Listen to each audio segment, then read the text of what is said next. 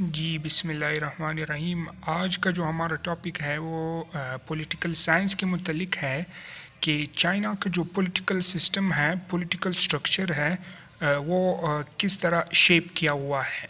तो पहले हम स्टार्ट करते हैं कि चाइना का पॉलिटिकल सिस्टम क्या होता है और किस तरह काम फंक्शन करता है। सबसे पहले हम इसके पार्लियामेंट को देखते हैं कि चाइना का जो पार्लियामेंट है उसको कहते हैं NPC, National People's Congress. National People's Congress China का पार्लियामेंट कहते हैं हम इसको। हमारा जो पाकिस्तान का पार्लियामेंट है उसमें नेशनल असेंबली, सेनेट, प्रेसिडेंट ये सब आते हैं, लेकिन इसमें सिर्फ इसके नेशनल पीपल्स कांग्रेस में एनपीसी जिसको कहते हैं वो आता है।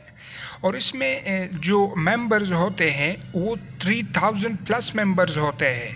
हमारे पाकिस्तान में जो पार्लियामेंट में वो मेंबर्स होते हैं वो 342 346 मेंबर्स होते हैं, लेकिन चाइना का जो नेशनल पीपल्स कांग्रेस में जो मेंबर्स होते हैं वो 3000 प्लस होते हैं, इससे भी ज़्यादा होते हैं। दुनिया का लार्जेस्ट पार्लियामेंट होता है चाइना का जो नेशनल पीपल्स कांग्रेस जो पार्लियामेंट है। और ये जो पार्लियामेंट में आ जाते हैं ये डायरेक्टली इलेक्टेड होते हैं 5 साल के लिए। और इसमें वोटर्स की जो एज होती है जो है वो 18 साल होती है। 18 साल से जो कम लोग होते हैं वो वोट नहीं कर सकते। और ये नेशनल पीपल्स कांग्रेस में जो पार्लियामेंटेरियंस आते हैं वो 5 साल के लिए इलेक्ट होते हैं।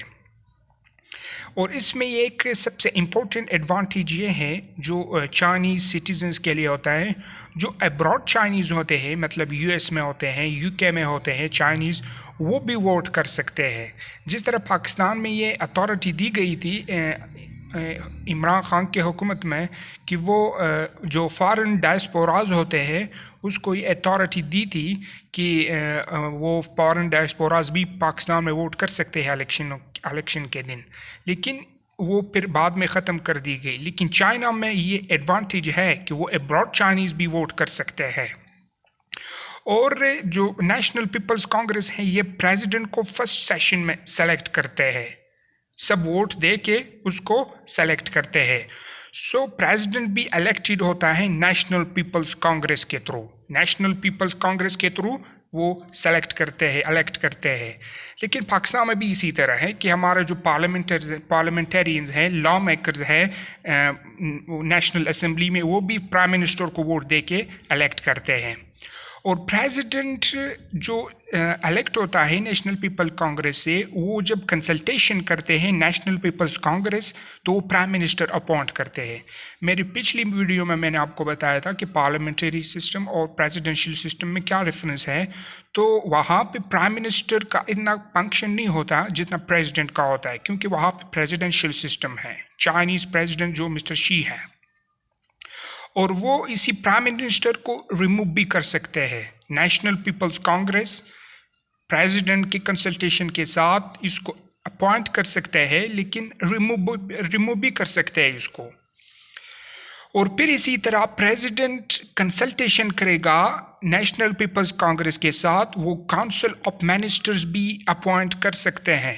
जहाँ पे पाकिस्तान में इसको कैबिनेट कहते हैं, चाइना में इसको काउंसिल ऑफ मिनिस्टर्स कहते हैं, काबीना जिसको उर्दू में कहते हैं। प्रेसिडेंट खुद इलेक्ट नहीं कर सकते इन सबको, लेकिन कंसल्टेशन के साथ कर सकते हैं नेशनल पीपल्स कांग्रेस के साथ। इसी तरह फिर प्रेसिडेंट इलेक्शन कमीशन को भी कंसल्टेशन के साथ कर सकते हैं, जजिस को भी कर सकते हैं, लेकिन नेशनल पीपल्स कांग्रेस को वो ऑन बोर्ड लेके फिर कर सकते हैं। इसी तरह प्रेसिडेंट को इम्पीच भी कर सकता है। कौन? नेशनल पीपल कांग्रेस, जो चाइना का पार्लियामेंट होता है। कैसे करेगा? 2/3 मेजॉरिटी के साथ, 2/3 अक्सरियत लेके आना होगा, फिर आप प्रेसिडेंट को इम्पीच कर सकते हैं। वहाँ पे